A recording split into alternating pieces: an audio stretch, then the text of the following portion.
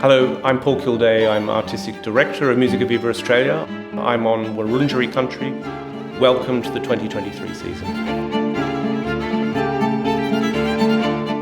One of the things I really wanted to do this year was to present obviously traditional chamber music, but also to allow audiences to hear and see chamber music in a very different way, which entails putting together the best of Australian artists, writers, musicians, with the best of international performers, musicians, writers, thinkers. Musica Viva Australia and Matthias Schack-Arnott have collaborated on John Cage's Sonatas and Interludes, one of the great masterworks of the 20th century, in something we're calling the Cage Project, because I invited Matthias to think about the internal of this prepared piano and turn it into this wonderful theatrical event involving mobiles, lights, MIDI feeds, percussion, and it'll be premiered in the Perth Festival and before going to the Adelaide Festival, and then from there it'll have a big European life. I also really wanted to feature the young Australian pianist, Aura Go. Aura is an astonishingly interesting musician, the way that she thinks,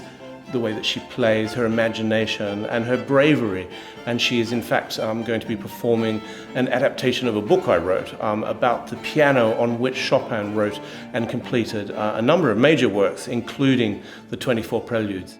Silk Metal Wood is the title I've given to a tour involving the wonderful cellist Jean-Guy Queresh, who's combining with the koto player Satsuki Odamura and also the young Adelaide cellist James Morley. And so they're working together on a number of pieces, including some duos for two cellos, but also this commissioned work by Jakub Jankowski that he's writing for cello, for koto and bass koto, and also for antiphonal cello. So it's bringing the three of them together in this most unusual lineup of instruments. We have a number of string quartets this season, starting with the Flinders Quartet, an Australian quartet, collaborating with the guitarist Karen Schaub.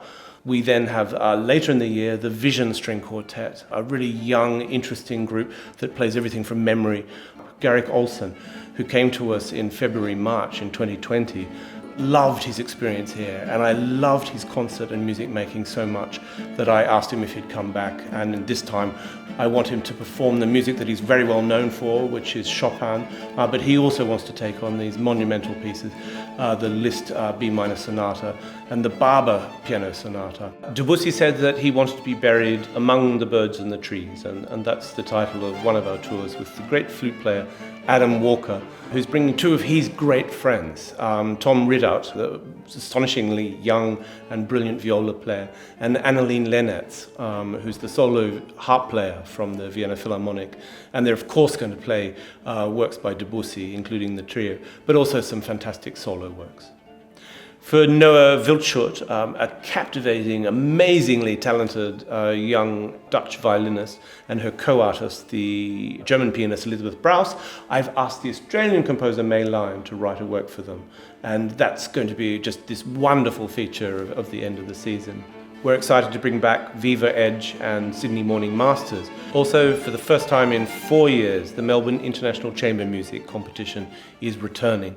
This is a season of unmissable performances. Of course I'm going to say that, but the thing about chamber music is that there is an autonomy, there is a vulnerability, and there is an intimacy that you can't get in any other musical form.